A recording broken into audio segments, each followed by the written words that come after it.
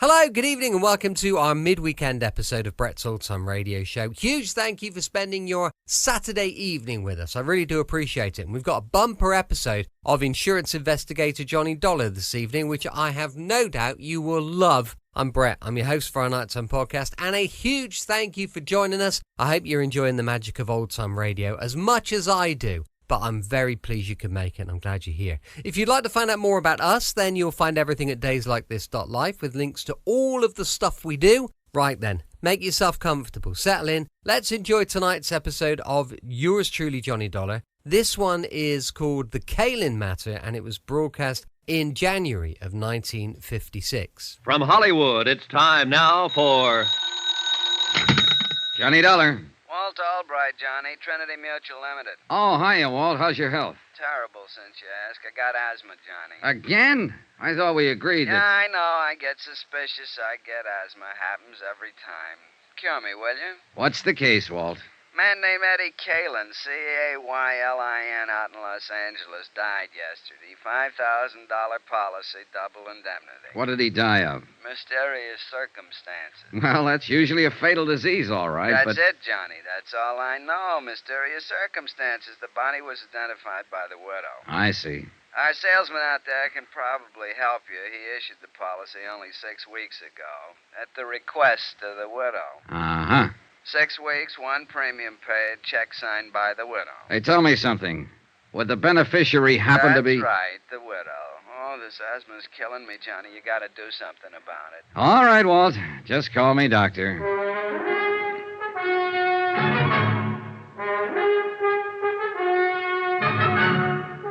Tonight and every weekday night, Bob Bailey in the transcribed adventures of the man with the action-packed expense account, America's fabulous freelance insurance investigator. Yours truly, Johnny Dollar.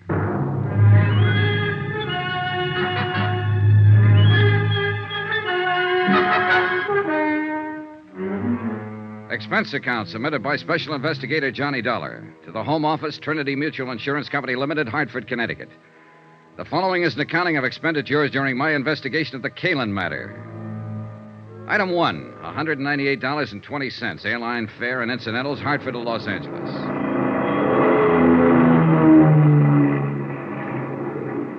I hadn't arranged for anybody to meet me when I arrived at L.A., so I picked up my bags and headed for the taxi stand. Mr. Dollar, please. Wait a second. He was a small man, nervous and fluttery, with a shiny pink nose and a face like a little white rabbit.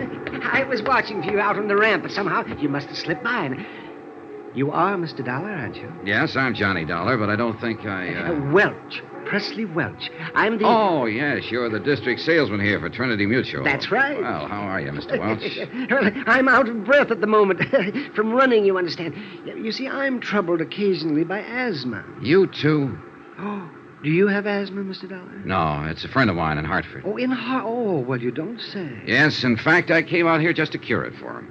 Out here? Oh, this is the worst place you could have come. Oh, you see, the smog here is so bad. I do believe you're joshing. I guess I am at that. Come on, let's add to my expense account with a cup of coffee. Oh, do you really think we should? Oh, why not? Let's be daring. All right, let's. I always say if the company can't afford to come along. If Presley Welch sold insurance the way he answered questions, it was amazing that he hadn't starved to death years ago. He skidded around the field, flip-flopped overhead, and buzzed the tower, all verbally, of course, and for 15 minutes he didn't touch a wheel to the ground. But when he did finally land, he came in with a swoop. I do hope you'll accept my apologies, Mr. Dollar, for causing all this trouble, because the whole thing is my fault, of course. Oh, I don't see how. Unless you murdered Eddie Caylin. Why, I scarcely knew him. A perfect alibi. Oh, no. You misunderstand. Well, I'm just joshing. What I meant was, I wrote the policy, and I knew better right when I did it. Oh? What do you mean? Well, Mr. Caylin was quite facetious about the whole procedure. When I tried to point out the retirement security factors in our multiple endowment plan, he actually laughed. You don't say. Yes. He said all the security he'd asked for was 2 aces up and 1 for the kicker.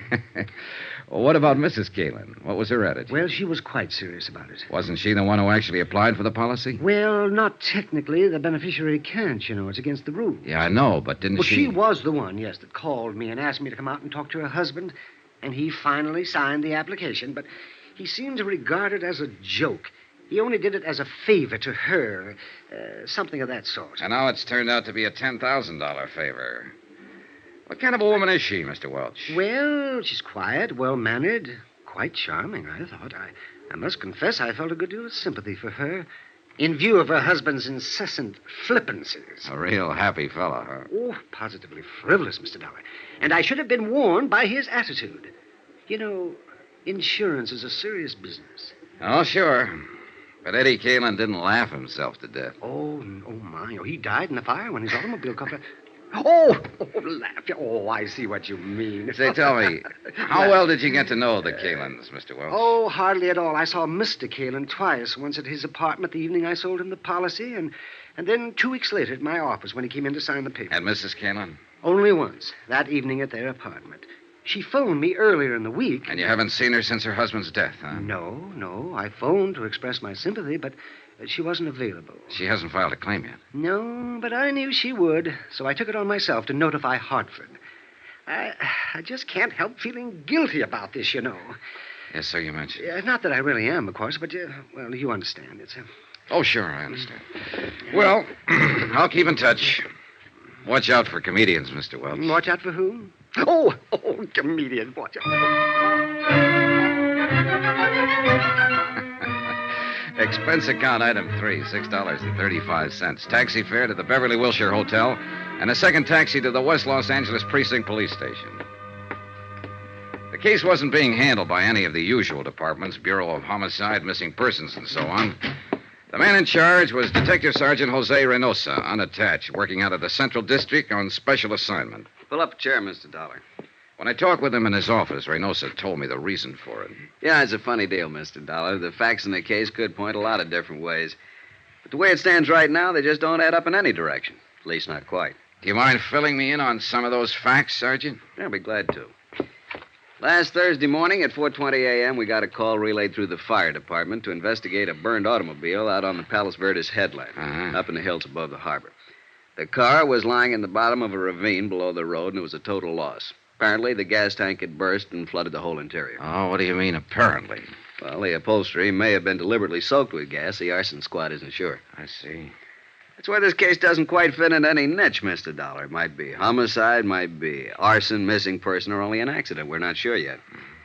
Anyway, there was a body in the driver's seat, burned to a cinder, unrecognizable. But we did recover a few personal effects. A signet ring, keychain, wristwatch with the strap burned off, a wallet badly scorched. I noticed the keychain has a metal tag with the address stamped on it. Yeah, that and a part of the driver's license were the only leads. Eddie Caylin, Argus Terrace Apartments up on Sunnyway Drive above the Strip. So we went up there and we ran into a second surprise. What do you mean? Nobody home. We attained access, found the place in a mess. There'd apparently been a fight, a chair and a couple of lamps were broken, and there were bloodstains in the living room. What about Mrs. Caylin? Located her the next afternoon. She'd been spending a few days at a friend's cabin up at Arrowhead. Does the friend confirm it? She was there alone, had her own car. Yeah, she might have come back to town that night, but we got nothing to prove it. Or disprove it. Right. Just another one of those maybes. That's all this case is, a collection of maybes. Yeah, I see what you mean. Tell me, Sergeant, just who was Eddie Caylin? Eddie Caylin, male, Caucasian, height 5'11", weight 175, complexion olive, hair medium brown, eyes gray, age 34, birthplace Chicago. What was he? What did he do? He called himself a promoter. Done a lot of things. Small-time agent for a while, handled a few singers and dancers, vaudeville and nightclubs. Been a bookie off and on, but mainly he was a gambler. Oh, and there's another maybe for you. Now, how's that? According to rumor, Eddie was in an all-day poker game. It broke up only a few hours before we found the car. The game was supposedly run by a big-time gambler named Topo Leanley. And the word has it that Eddie cleaned up something over $60,000. And there was no money found on the body? Nope. Have you talked to this Topo? Sternly. We had him in here for 4 hours this morning. He never heard of Eddie Caylin. Wouldn't know a poker deck if he saw one. Spends all his spare time raising petunias and driving his dear old mother to church. Like that, huh? Like that. So there's another one for you. Maybe Topo didn't like the idea of losing $60,000, decided to get it back. Or maybe the widow wanted the insurance, or it Could be that somebody else took a crack at him. And it's possible, of course, that Eddie mailed the $60,000 to a blonde in Milwaukee and just ran off the road by accident. Yeah, it's possible.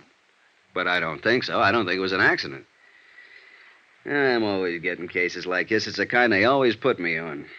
Officially, it's because I'm a college man and majored in criminology, but actually, it's because I'm a Latin, Mexican ancestry, and they know I get certain feelings about a case, hunches. Oh? And how do you feel about this one? It's hokey. Real hokey. And it's murder, not an accident. But beyond that, can't solve. Why don't you poke into it a little, see what you can find? Then maybe we can talk it out some more over a bottle of Muscatel. Yeah, good idea. Where can I find Mrs. Caylin? Oh, the widow? Well, that's a good starting point. She's out at their apartment. There's the address. Okay, thanks. Oh, just one other thing, Sergeant Reynosa. When you gained access to the apartment, I assume the door was locked. Yeah, it took a little effort. Oh, what kind of a lock? Automatic night latch? Spring cylinder? No, it was an old-fashioned Warden bolt. Had to be locked with a key. Mm-hmm. What are you getting at, Mr. Dollar? Oh, a hunch of my own, Sergeant. Let's save it for the Muscatel. See you later. Expense account item 4, $2. Taxi to the Caylin apartment in West Hollywood. It was shortly after dusk by now, and the lights were coming on all over the city. It was a cool, clear night. Los Angeles at its best. As we swung off the Sunset Strip and started climbing up into the hills, I looked back across the basin toward the dark mass of the Palos Verdes headland that bounded the far side of the great carpet of lights. 3 nights ago, a man had died over there in the darkness. And in a few minutes now, I'd be talking to his widow. Or at least to the woman who claimed to be his widow.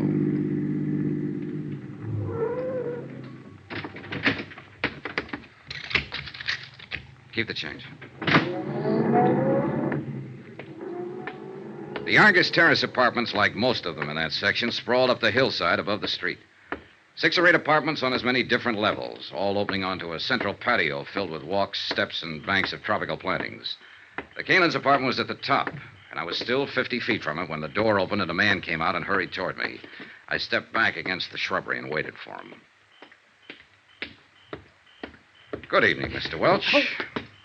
Oh, my. Oh, it's you. Your second visit to Mrs. Caylin? Second? Oh, yes, it is. I imagine you've been notified, too. Notified? Well, yes. I got a wire from the Home Office in Hartford this evening. That's why I'm here. Well, Mrs. Caylin has filed under the double indemnity clause of the policy a claim for $10,000. She has, huh? She hopes it can be paid immediately and without any trouble. Well, I don't like to dash a lady's hopes, Mr. Welch, but I've got news for the widow. News? The claim won't be paid immediately. And before this is over, there's going to be a lot of trouble. Oh? In fact, Mr. Welch, if my hunch is right, this claim is not going to be paid at all.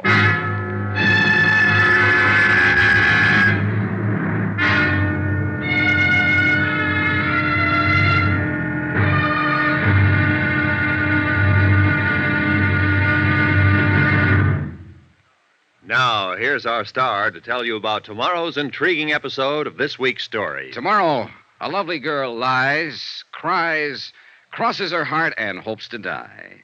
And a killer fires from the dark. Join us, won't you? Yours truly, Johnny Dollar.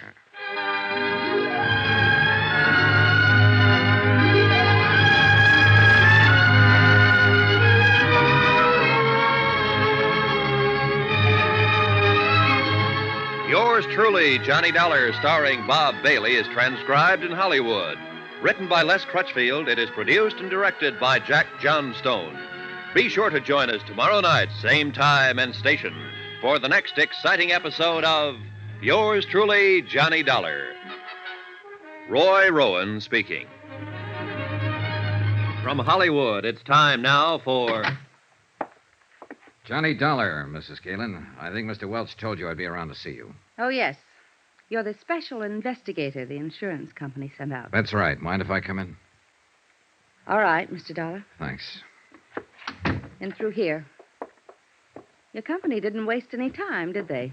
Sending you out here, I mean. No more than you did in filing your claim. I have a right to it. With Eddie gone now, I need the money. I see. Sit down. Thanks. How many keys are there to that door?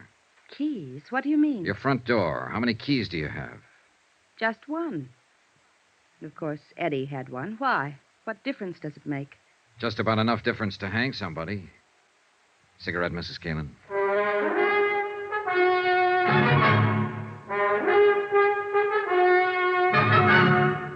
Tonight and every weekday night, Bob Bailey in the transcribed adventures of the man with the action-packed expense account, America's fabulous freelance insurance investigator. Yours truly, Johnny Dollar.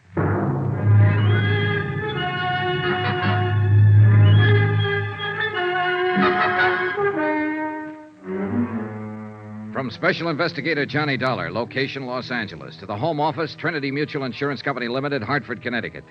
Assignment, the Caylin Matter. Expense account continued. That's quite a dramatic statement, Mr. Dollar. Are you prepared to name that somebody who may get hanged? Not at the moment. Could it be that you don't have a name? That's possible, of course. That you're just fishing, so to speak? Bluffing? Now, why would I do that with you? I don't know, frankly, but you must have come here for some reason. Yes, I wanted to ask you a few questions. And you'd be smart to answer them, under the circumstances. What circumstances? The only one I know anything about is the tragic one of losing my husband only 3 days ago. You have my sympathy, Mrs. Caylin. Sergeant Menosa questioned me for hours. There's nothing more to answer. Will you go now, please? All right, if you say so. Your unwillingness to cooperate will undoubtedly prejudice your claim for the insurance. That's all you care about, isn't it? Finding some excuse for not paying off the policy. Now, wait a minute, Mrs. Caylin. I'm not crooked, and neither is the company. If a claim is legitimate, they pay it, always. I'm sick of being under suspicion, of being accused. I'm not accusing you of anything.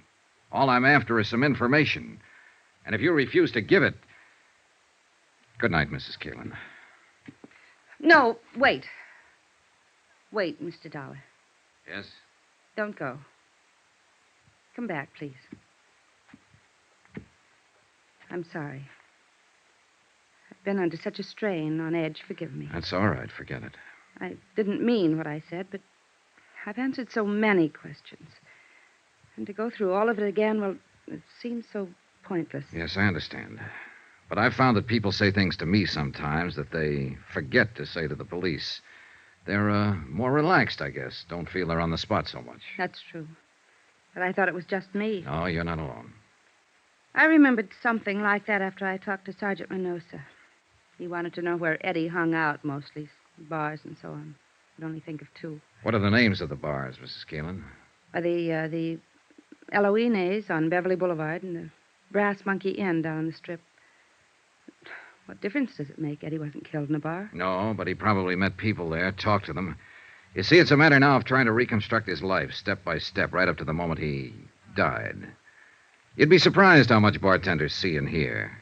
And remember. I suppose they do. All right, Mr. Dollar. I'll be glad to answer any questions you want to ask. Good. One thing, though. I wasn't expecting visitors, of course, and I wonder if I could have just 5 minutes to change and freshen up a little. Oh, well, that's unnecessary. I won't be here long. But I'd feel better, really. Do you mind? No, of course not. Go ahead. I'll be right back. Pour yourself a drink, Johnny.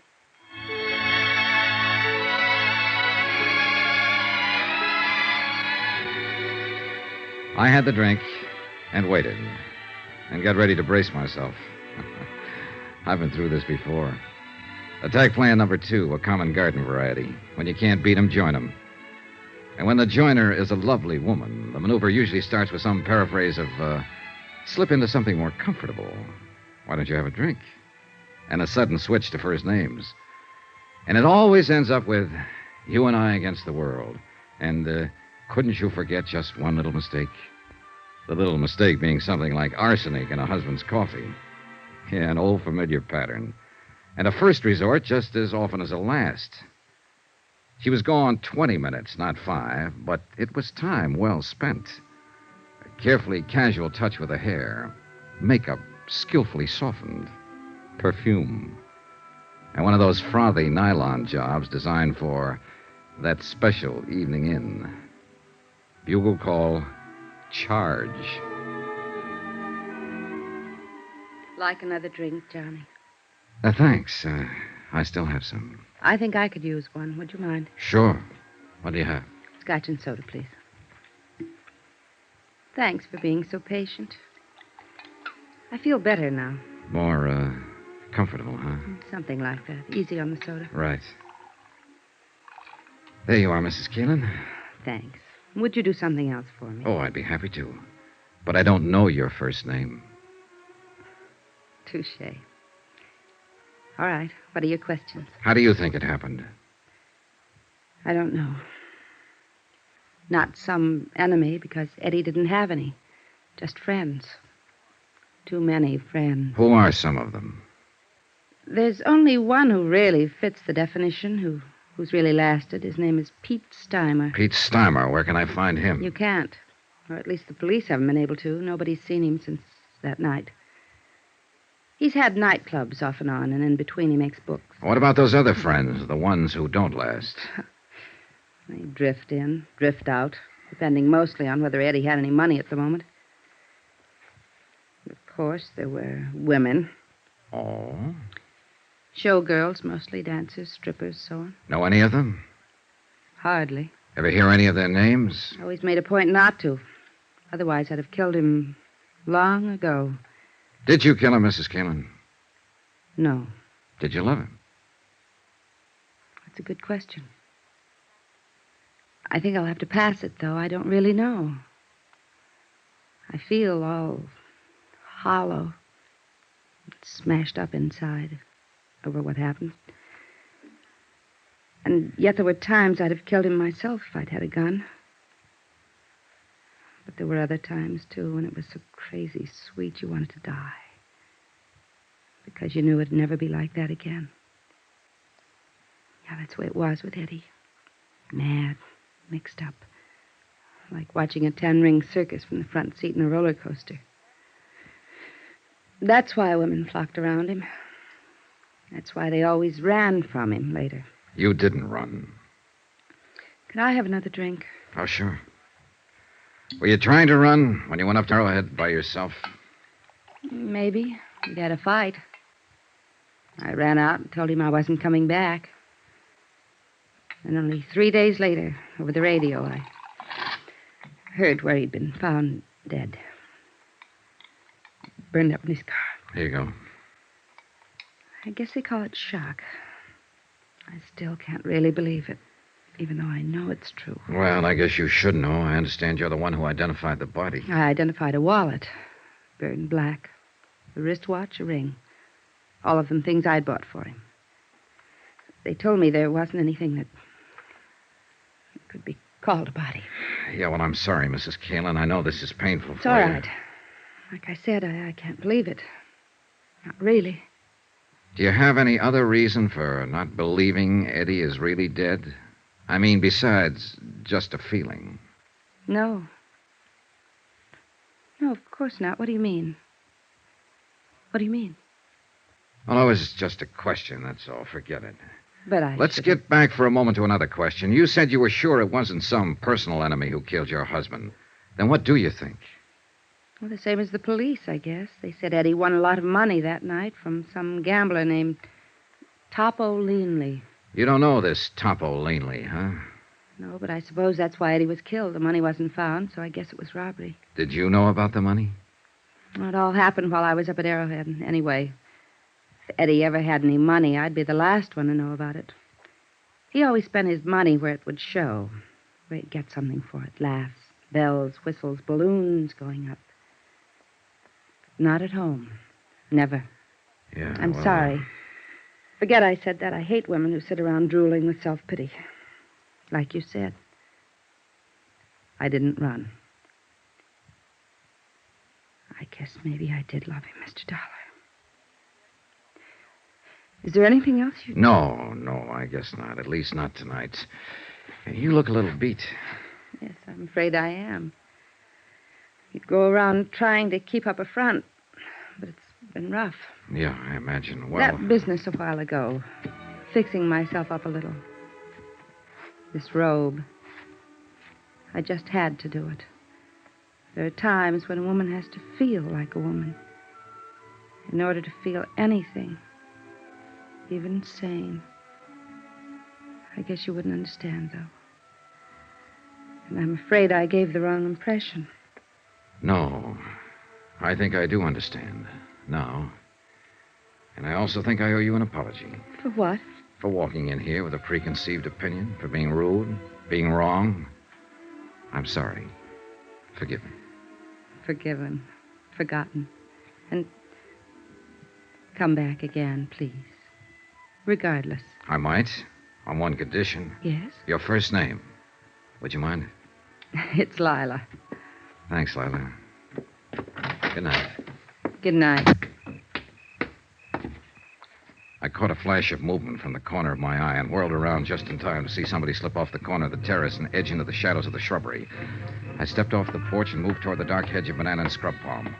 I was watching for a sudden attack, but nothing happened.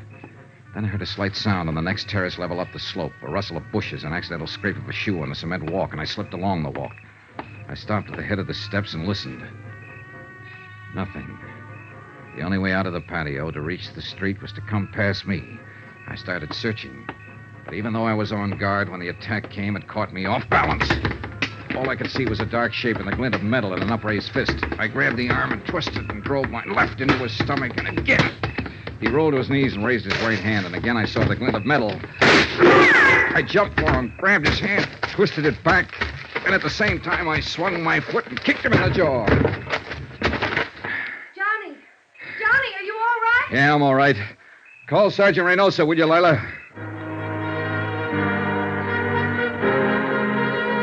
He was out cold.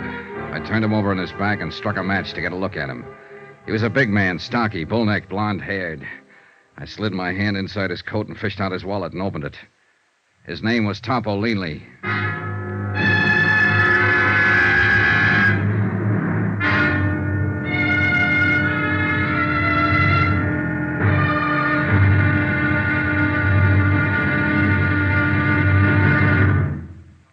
Now, here's our star to tell you about tomorrow's intriguing episode of this week's story. Tomorrow, we meet a Latin doll from Santa Monica, an erudite bartender, and a terpsichorean ecdysiast. And they're all in the cast.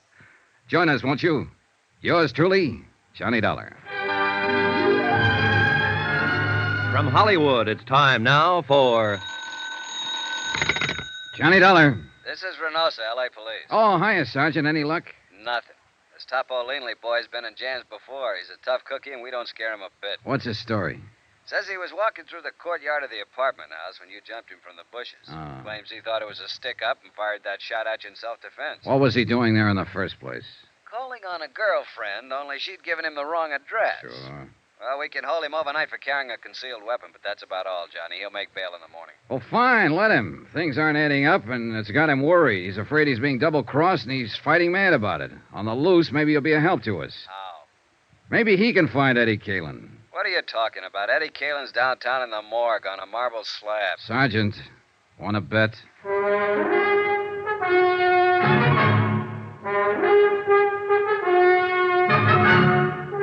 Tonight and every weekday night, Bob Bailey in the transcribed adventures of the man with the action-packed expense account, America's fabulous freelance insurance investigator. Yours truly, Johnny Dollar.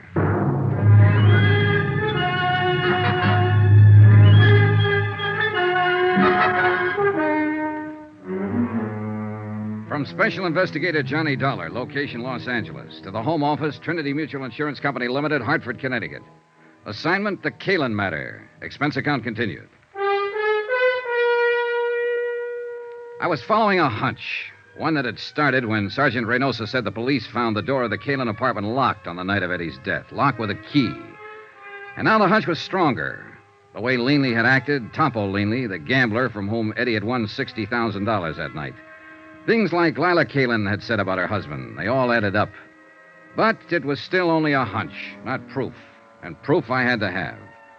And at the moment, the only chance I could see of getting it was to backtrack on Eddie Caylin. His hangouts, his contacts, his missing friend, Pete Steimer, his movements during the hours before his car was found blazing at the bottom of a canyon in Palos Verdes. In a way, what I had to do was bring him back to life.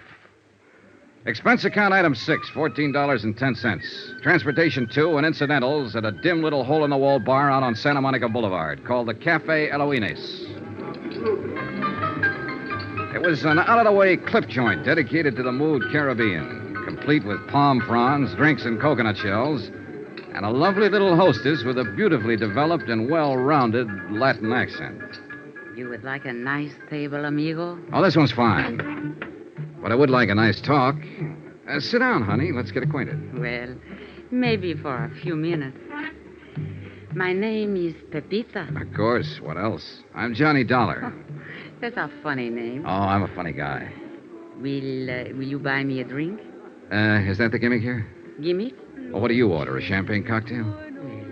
See. For which I pay $2. It's made with 10 cents worth of sauterne. You get a $1 kickback. Isn't that the way it's played? Are you with the Vice Squad? No, forget it. Relax. Hey, look.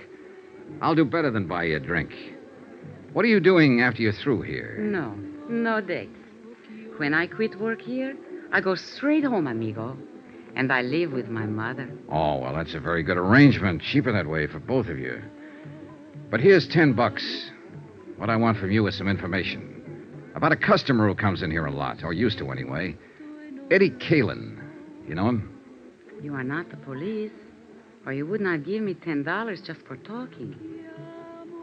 Sure, I know Eddie. What you want to know about him? When did you see him last? On Thursday, the day before he was killed. How did he act? What did he say? Anything out of the ordinary? He said he loved me madly, passionately, devotionally. And if I do not love him too, he will kill himself. Just like ordinary. He was lying, of course. But he always was such exciting to listen. Then he buy me champagne cocktail and borrow from me the money to pay for it. Quite a boy. Que hombre. He was, how you say, he was the most. Yeah. How long was he in here that night? Quien sabe? 1 hour, perhaps? By himself? No. With his amigo, with Pete. Pete Steimer, huh? Si. Have you seen Pete since then? No. I do not think nobody has seen him. What do you think's happened to him? Who knows? Maybe he is too sad for Eddie dying. So he is hide out someplace, all by himself. Well, it's a theory. Did Eddie seem worried that night? No. Scared? No, not scared. Nothing special on his mind, apparently. No, just like always. Just like Eddie. You know. No, I never met him. Oh? Then why you ask this question? Oh, just a routine business matter. What about women? Women? Yeah, other girlfriends of Eddie's. Next to you, of course. Oh, next to me. With Eddie, every girl was first. Well, what about the nightclub here? Any of them come in here, work here? Oh, Eddie was too smart for that. In each one place, only one girl. That way, no trouble. Eddie was smart. Yeah, he was the most. See. What about girls in other places around town? Do you know any of them? No, I do not know any, but... But you've heard rumors. Well, there is a place which is called the Brass Monkey. Ah, yeah. They have girls there which, how you say it, they take off some clothes and go jump around with the music. Strippers? Well, strippers. Well, somebody has always make jokes with me about one of those strippers. They say Eddie has had the big thing with her. They think to make me mad, but there's no difference to me. I know how Eddie is. Do you know the girl's name? The very silly name, which she has make up, is Marty Midnight. Marty Midnight. She has black hair like me, but mine is natural black. Oh, yeah, sure. I figured as much. It's very beautiful. Muchas gracias, Johnny. Well, thanks for some pleasant conversation. You are leaving now? Yeah, why? But maybe you will come back. No? I wasn't planning to. At 1 o'clock, I am through working. If you will come back... No? No. We wouldn't want to worry your poor old mother, would we? Keep her waiting up. What are you talking about? My mother is living in Havana, Cuba. Expense account item 7, $23.40. More transportation and some more of those incidentals. This time at the Brass Monkey Inn. That name had come up twice now. Eddie Caylin's widow had mentioned it first. So I figured I'd better have a look at it. The Yellow Inez had been a fairly quiet place, dimly lighted with a big play on that mystery of the jungle routine. But the Brass Monkey was a pony of a different tint. At the Brass Monkey, they let down their hair and really lived.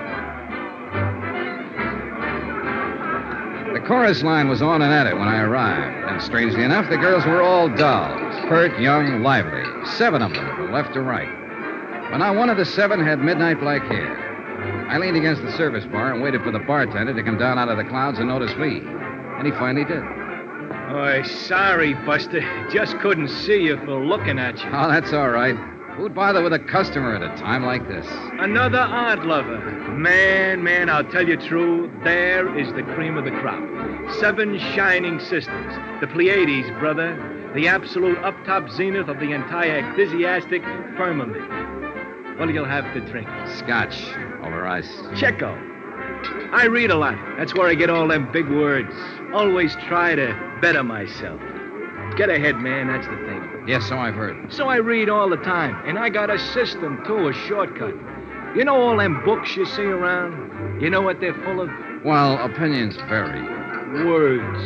And you know where they get them? From the dictionary. So I don't mess around. I go right to headquarters.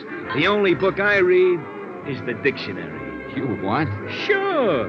Read it through twice, and now I'm clear up to J on the 3rd time around. You know what a joss house is? Yeah, it's a Chinese temple. I think I need that drink now. Oh, I'm sorry, Buster. Here you are. Say, you're pretty smart yourself. Oh, I'm a pedant. Pedant. That's with a P. Nah, I won't get to that for another 3 months. That's $1 even for the drink. Here you go. Keep the change. Well, thanks. Hey, this is a 20 you give me. Yeah, I know. Oh, I see. Well, Buster, the answer is no. I can't fix you up with one of the girls. All I want is some information. Like what? Like, where is Marty Midnight this evening? Oh, that I wouldn't know. She hasn't been around since, well, not for the last 4 or 5 nights. Since Eddie Caylin was murdered? Is that what you're about to say? Police? Insurance investigator. The company I represent issued a policy on him. Eddie Caylin with insurance? Yeah, he took it out about 2 months ago. Who's the beneficiary? His wife. Well, I never met the gal, but I guess she's got something coming. She must have took quite a beating off of Eddie. Man, that cat could really operate. So I gather. You happen to know where Marty lives? Nah, she moved a few weeks ago, after she took up with Eddie. I don't even know her real name. Hey, is the manager here? I'm the manager, Buster. I hired him, fired him, and in between, just look at him. Oh, man, what a life. Do you know a friend of Eddie's named Pete Steimer? Sure I know. He hasn't been around either. Disappeared that same night, huh? Yeah, that was a bad night all around. There was another guy dropped out of sight, too, a hood named Mike Kelso, one of Topo Leanley's boys. Do you know Topo? He comes in all the time. He's, Hey, wait a minute. You must be the cat that broke his arm.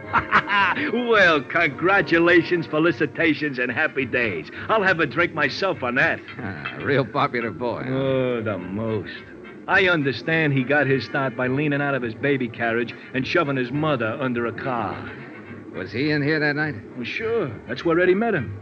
I told Eddie to stay clear of that game. And was I right? And you think that's why he was killed, for the $60,000 he won that night? Buster, that's the type of question I never answer. And that's exactly why I stay so healthy. Well, you don't have to answer. That's where all the logic points. Eddie met Topo Leanley in here that night and was invited into one of Leanley's big-time poker games. Eddie was lucky, plenty lucky, and Leanley got hit hard. He decided he wouldn't stand still for it, so he and his muscle man, Mike Kelso, went around to Eddie's apartment, beat him up, got the $60,000, took Eddie out to the Palos Verdes Hills, ran him off the cliff, and set fire to his car. Any reason why it couldn't have happened like that? No. But there are a lot of loose ends. Like what has happened to Pete Steimer and Marty Midnight? Scared silly, hiding out. Mike Kelso. Same thing. He's sweating it out, waiting to see which way the wind blows. Or there's whispers around that he double-crossed Topo and ran out with the dough. Could be.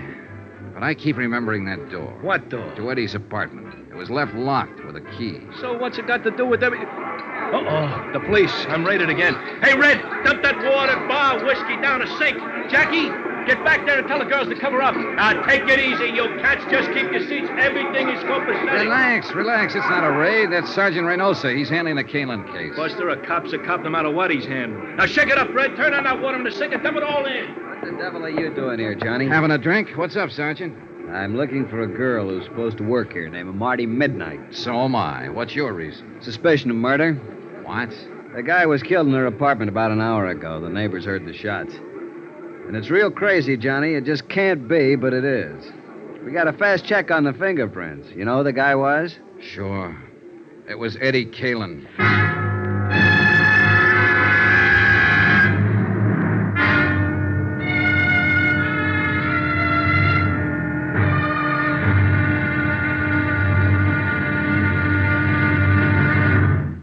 Now, here's our star to tell you about tomorrow's intriguing episode of this week's story. Tomorrow, a stakeout, a manhunt, and a tired intern breaking his heart to keep life in a broken body. Join us, won't you? Yours truly, Johnny Dollar.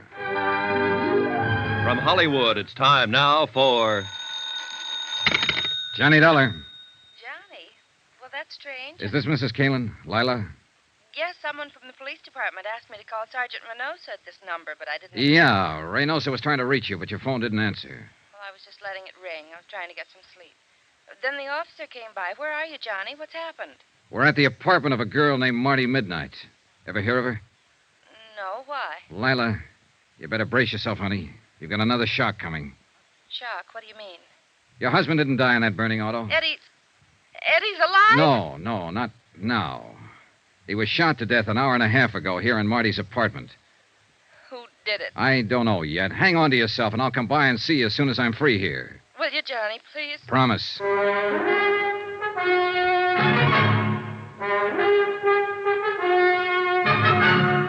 Tonight and every weekday night, Bob Bailey in the transcribed adventures of the man with the action-packed expense account, America's fabulous freelance insurance investigator. Yours truly, Johnny Dollar.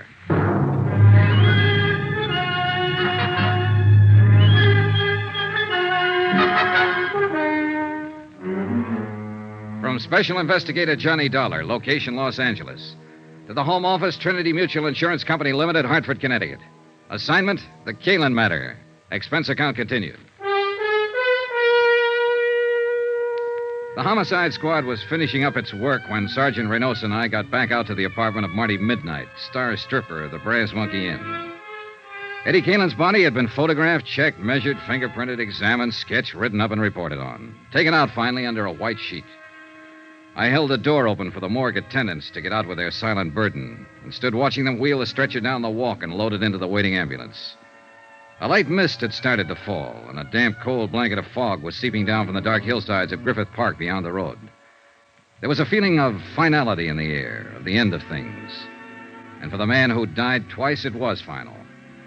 Yeah, there was no doubt about it this time. Eddie Caylin was dead. I am tired, Johnny. Just plain dead dog tired. Yeah, it's getting to be a long night.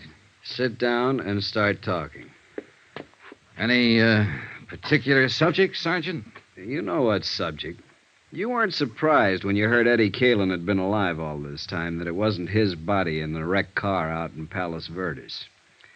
How come, Johnny? Why weren't you surprised? Because I was expecting it. Why else? No, you got to do more talking than that. Well, it started with a hunch. And the hunch started when you told me you found the door of Eddie Caylin's apartment locked when you went there that night he was supposed to have died. Yeah, I know. Locked with a key. You mentioned that, but... Well, that was the important part. If it had been a door with a night lock or a spring latch that snaps when you pull it shut, it wouldn't have been anything. It still doesn't, as far as I'm concerned. All right, look. There was evidence there'd been a fight in that apartment that night.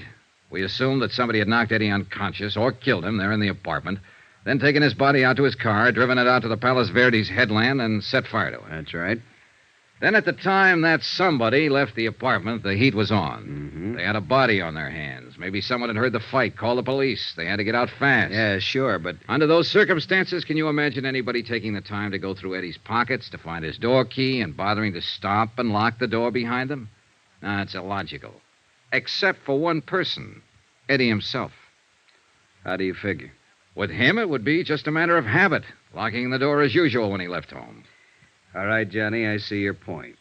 Then how do you call the play that night? About the way we were tagging it, up to a point. Eddie won $60,000 in that poker game with Topo Leanley. He went home, either alone or with that friend of his, Pete Steimer. So Topo had no intention of taking that kind of a loss. So he sent his trigger man, Mike Kelso, to recover the money. The fight was between Eddie and Mike. Only Mike was the one who lost, not Eddie. Then you figure Eddie put Mike Kelso's body in his car and drove it out to Palos Verdes and set fire to it. Sure, with Pete Steimer's help, probably. Well, it's possible. Body was practically destroyed. All we had for identification was the wallet, watch, keychain, and so on. They could have been planted. I think they were. It was a sudden idea, spur of the moment. But Eddie was ripe for it. There he was, with $60,000 in his pocket, but a dead man on his hands. And as far as his wife was concerned, I think the chance of shaking her and not sharing the money was just an added inducement. So he and Pete arranged for the body to be identified as his, and Eddie just disappeared. And holed up here in his girlfriend's apartment. Why not? He and Pete both. Apparently, the three of them were planning to jump the country, judging by that forged birth certificate you found in there on the breakfast table. Only it didn't work out that way. Well, Eddie's dead. Really dead now. Pete and Marty have disappeared again, and the $60,000 is missing.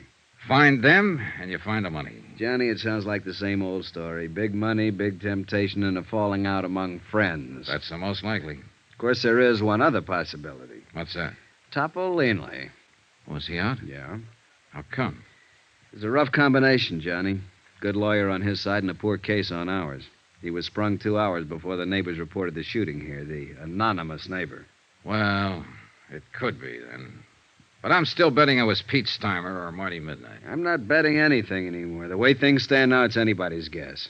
His own gun, no prints on it. You pays your nickel and you takes your choice. Well, at least the field narrows down.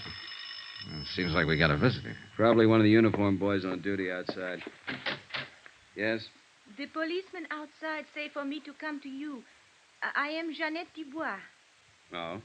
Well, what can I do for you? I am the person who reports the shooting on the telephone. Come on in. Merci, monsieur. How come you refused to give your name when you phoned the police?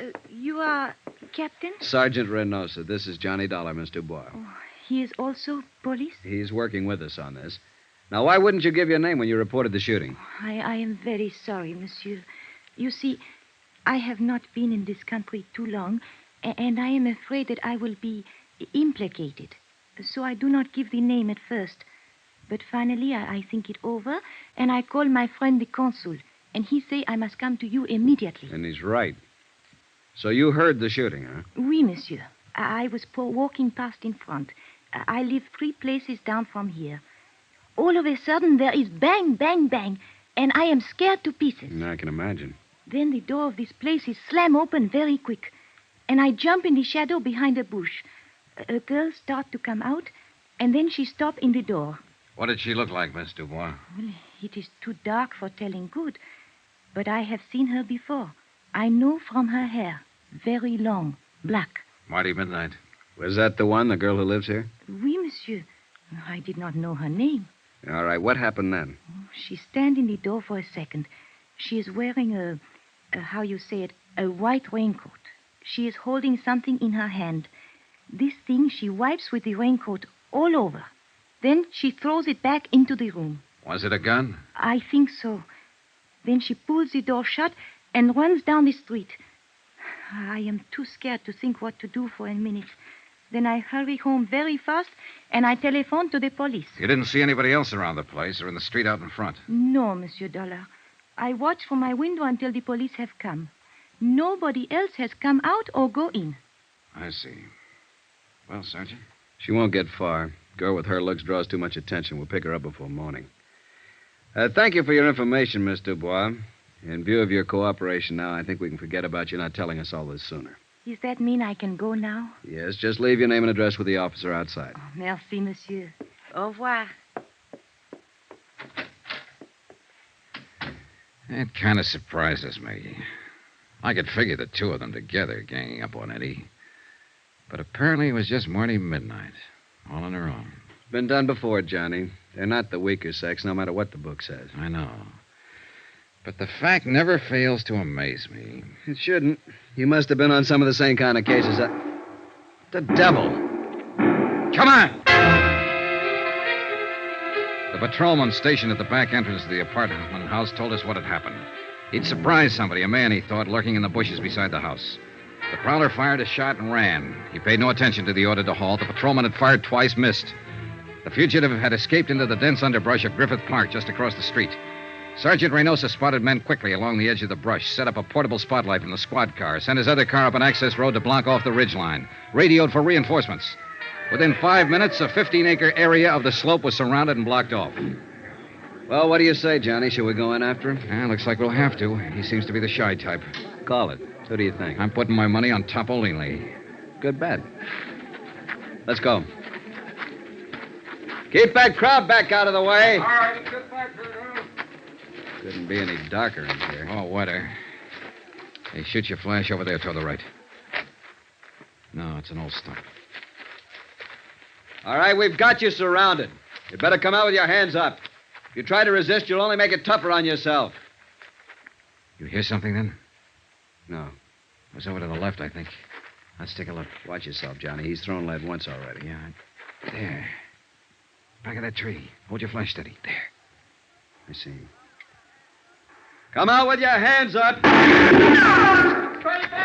It's your last chance, I'm warning you. You got no choice, Johnny. He's down. Come on, Sergeant.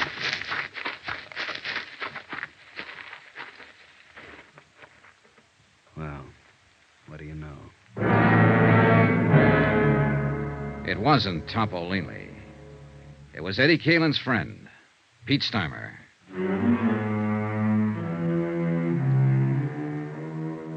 Expense account item 9, $1 for a newspaper, 2 packs of cigarettes, and a cardboard carton of hot coffee purchased from an all-night diner across the street from the Queen of the Angels Hospital.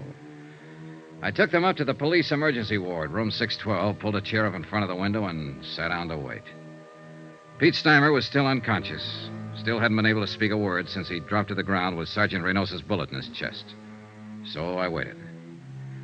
Outside, the cold mist was still coming down steadily.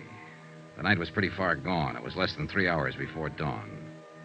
A nurse sat silently beside the bed. The only sound in the room was the hoarse, slow breathing of the wounded man.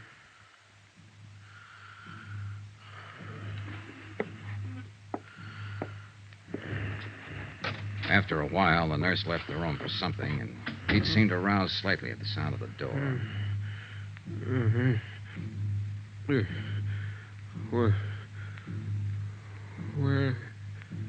Where am I? Take it easy, Pete. Don't try to talk. Eddie. Is Eddie here? No, he's not here. He ought to be here. It's always been like this. Relax now. It's all right. Eddie always runs out and leaves somebody else to Easy now, easy. somebody else to face the music. Pete?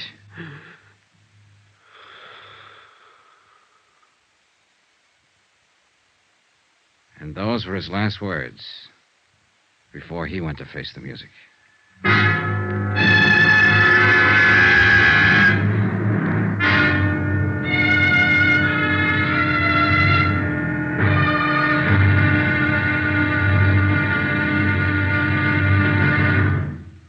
Now, here's our star to tell you about the final intriguing episode of this week's story. Tomorrow, a quarry run to earth, a strange alibi, and a shocking twist at the wind-up. Join us, won't you? Yours truly, Johnny Dollar. From Hollywood, it's time now for... Johnny Dollar. Sergeant Reynosa, Johnny. Oh, I was just going to call you. Has he talked yet? Pete Steimer is dead. When? A few minutes ago. He almost regained consciousness for a few seconds, and that was all. There's no chance to question him. It's too bad. Yeah, he might have been able to clear it up for us. I think maybe it is cleared up, Johnny, or will be at least in the next hour. What do you mean? We picked up Marty Midnight. When? Where? A few minutes ago at the bus depot with a ticket for San Diego in her hand. I haven't talked to her yet. They're holding her downtown headquarters. Why don't you meet me there? Fine, right away. Looks like the wind-up, Johnny. I hope so. I really hope so.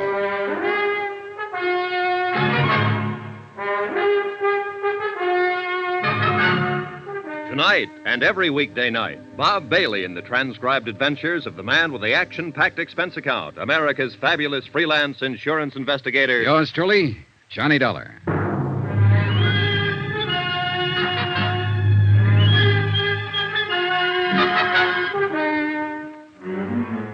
From Special Investigator Johnny Dollar, location Los Angeles, to the Home Office, Trinity Mutual Insurance Company Limited, Hartford, Connecticut. Assignment, the Caylin Matter. Expense account, final page. Item 12, $1.60. Taxi from Queen of the Angels Hospital to police headquarters and interrogation room 9. The police clerk showed me to the observation anteroom and left. I paused for a moment and looked in through the one-way mirror window. Sergeant Reynosa was already there, and the girl, Marty Midnight, sat facing him across a plain wooden table. He was glancing through the arrest file and apparently hadn't started to question her yet. She was younger than I'd expected, not over 22 or 23, and she was obviously scared. But her face was set and ready, sullen, defiant. I tapped on the door, and the jail matron let me in. Oh, come on in, Johnny. Take that chair, if you will. Thanks.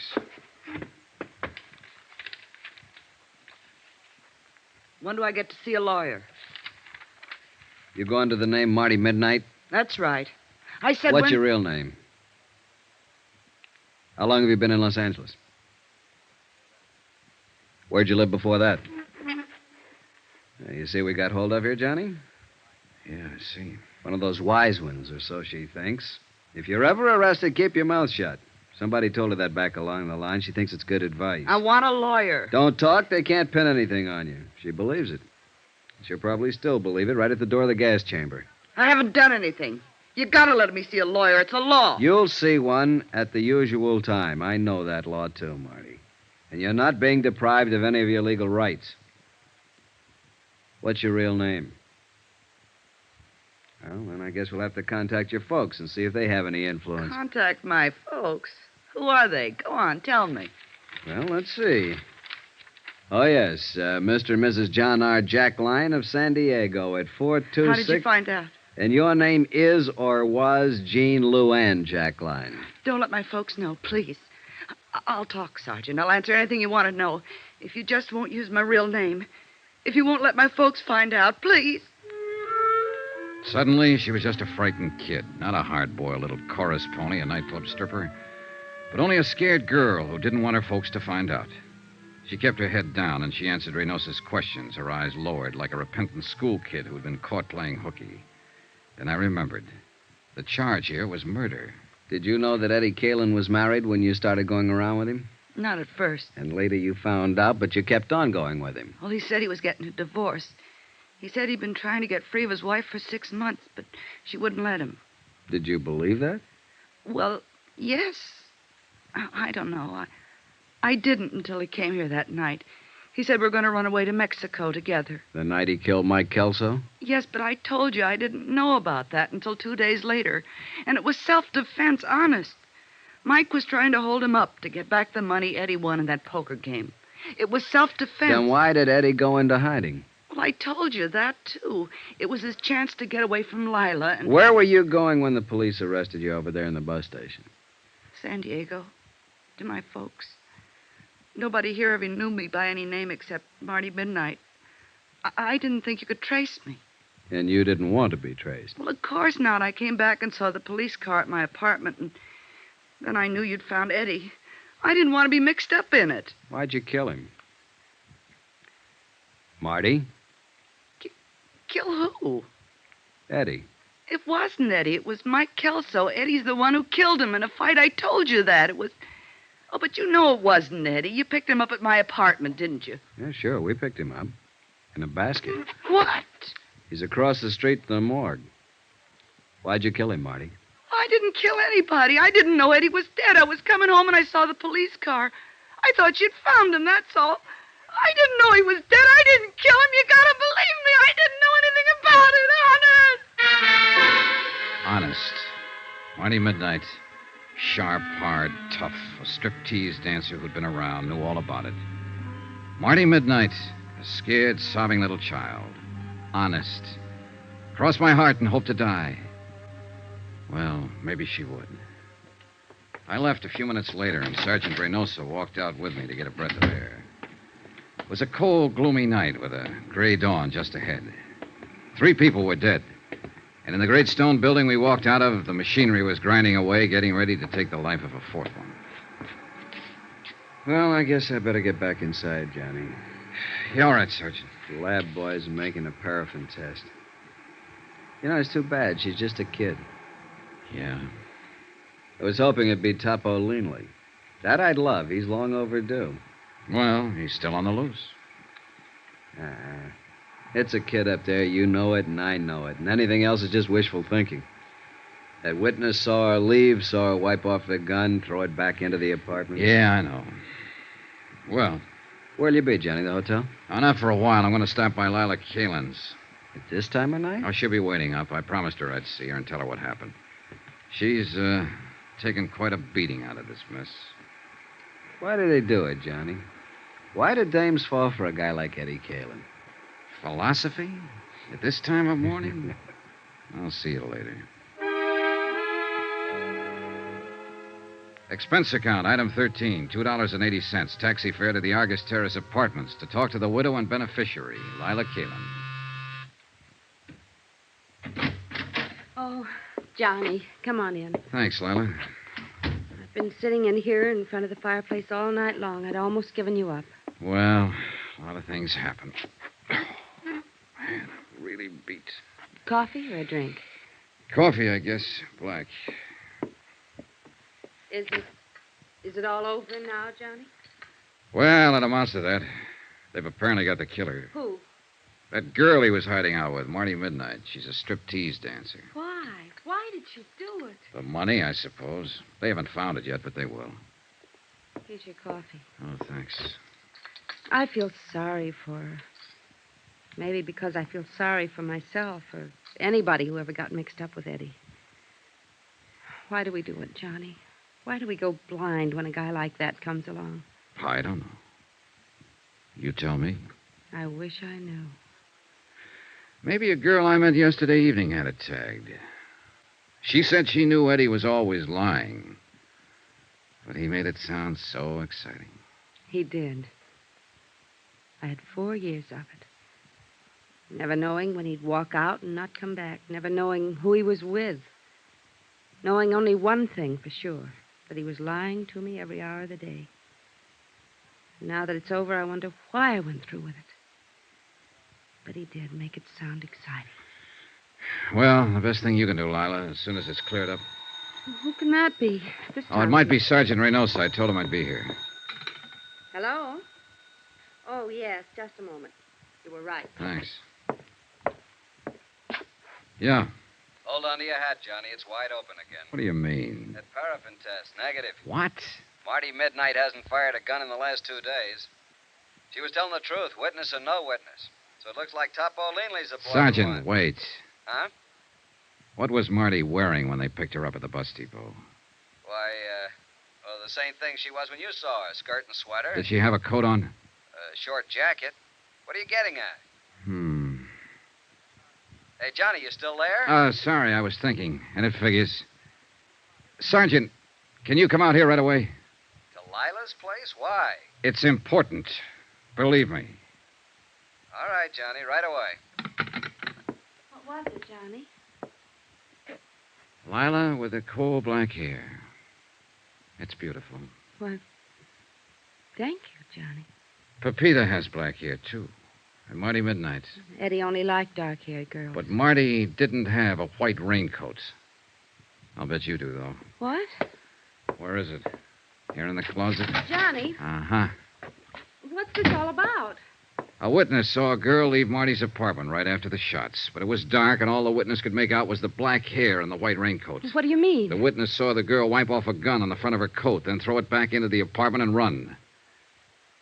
There are smudges on your raincoat, Lila. It's grease off the door of the car. Supposedly, you haven't been out of this place since I talked to you yesterday evening. But it hadn't started to rain then, and the coat's damp. Why did you kill him, Lila? You're out of your mind, Johnny. It's no use, honey. Reynosa's on his way out here. They'll make a paraffin test and prove you fired a gun. They'll probably dig up the taxi driver who took you out there. They'll search the place here, find the money. Was that it? The money? Was that why you killed him? No. I didn't mean to. When I went out there. Yesterday evening while I was talking to you, I suddenly wondered if it might not have been somebody else's body in that car. I knew about Marty Midnight, of course. I knew about all of them. After you'd gone, I went out there. Waited until I saw Pete Steimer leave, finally Marty. And I forced my way in. So? And Eddie was furious. We argued and fought. Eddie drew a gun on me. He threatened me. We struggled. So that's going to be your pitch, huh? A plea of self-defense. That's it, Johnny. Self-defense. Well, good luck. You'll need it.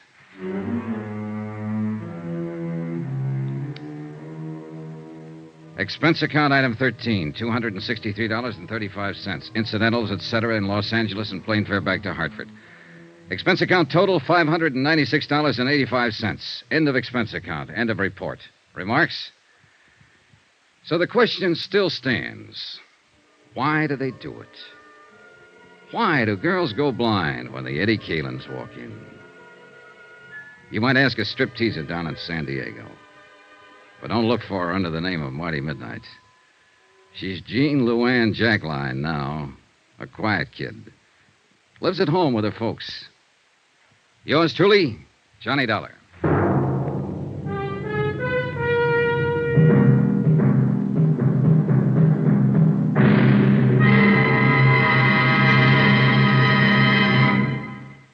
Now, here's our star to tell you about next week's intriguing story. Next week, the case of a beautiful girl who refuses to see the man she loves as he really is. A killer. Join us, won't you? Yours truly, Johnny Dollar.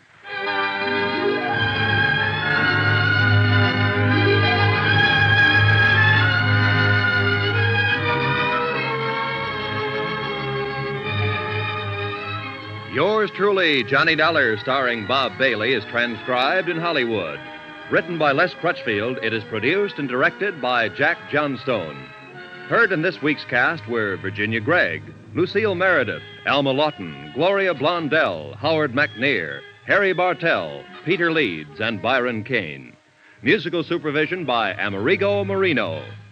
Be sure to join us on Monday night, same time and station, for another exciting story of Yours truly, Johnny Dollar. This is Roy Rowan speaking. Welcome back. Hope you enjoyed tonight's adventure with insurance investigator Johnny Dollar. Don't forget, we'll be back tomorrow with comedy from Dad's Army, going live at 5 p.m. UK time. Thank you so much for listening. I'm here with you 7 days a week, each and every week, and I'll see you tomorrow on Brett's Old Time Radio Show. Love you, bye.